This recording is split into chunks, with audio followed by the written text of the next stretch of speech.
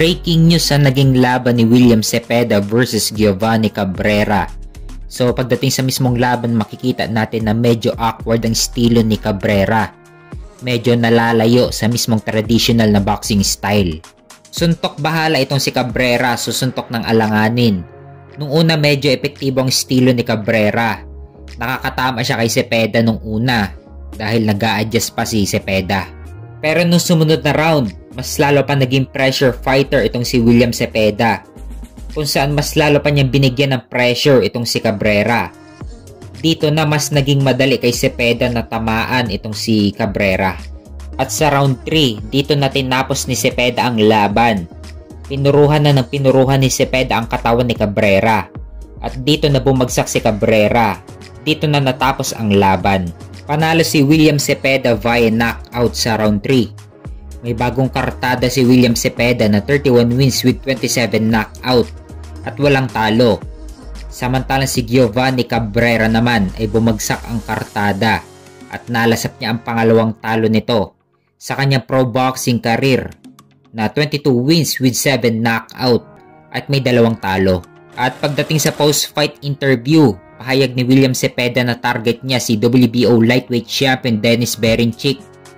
Ito yung sinasabi ko na marami ang naghahabol kay Dennis Berinchik dahil ito ang pinakamadaling kalaban na champion sa lightweight division. At ngayon, target na siyang makalaban ni William Cepeda. At isa pa si Dennis Berinchik ang pinaka-available na pwedeng makalaban ni William Cepeda. Sa WBA at IBF, inaayos na ang unification fight sa pagitan ni Tank Davis at Vasily Lomachenko. Sa WBC, may laban si Shakur Stevenson kay Artem Harutyunyan.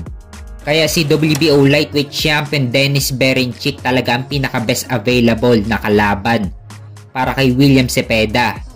At easy win dito si William Cepeda.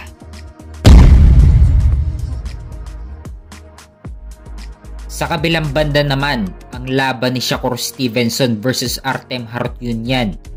So isang boring na naman ang naging laban ni Shakur Stevenson dahil wala gaanong aksyon at wala gaanong impact ang mga suntok nila. Kahit pa sa balwarte ni Shakur Stevenson, nadidismaya na rin ang mga manonood dahil hindi naman dekalibre ang kalaban ni Shakur Stevenson pero hindi niya nagawang i-knockout ang kalaban. At umabot pa sa decision ang laban. So panalo si Shakur Stevenson via lopsided unanimous decision. Na-retain niya ang kanyang WBC lightweight title.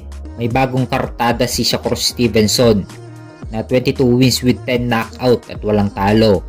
At pagdating sa post-fight interview, makikita na sinuot ni Shakur Stevenson ang t-shirt na may picture ni IBF lightweight champion Vasily Lomachenko at ni top rank CEO at promoter na si Bob Arum.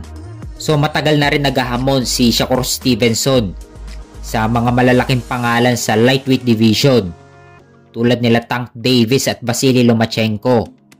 Pero kasi mahirap makakuha ng magandang laban si Shakur Stevenson dahil boring ang estilo niya at wala pa siyang knockout power. Kaya kahit sinong malalaking pangalan sa lightweight division, mawawalan ng ganang labanan si Shakur Stevenson dahil sa estilo niyang boring kung lumaban.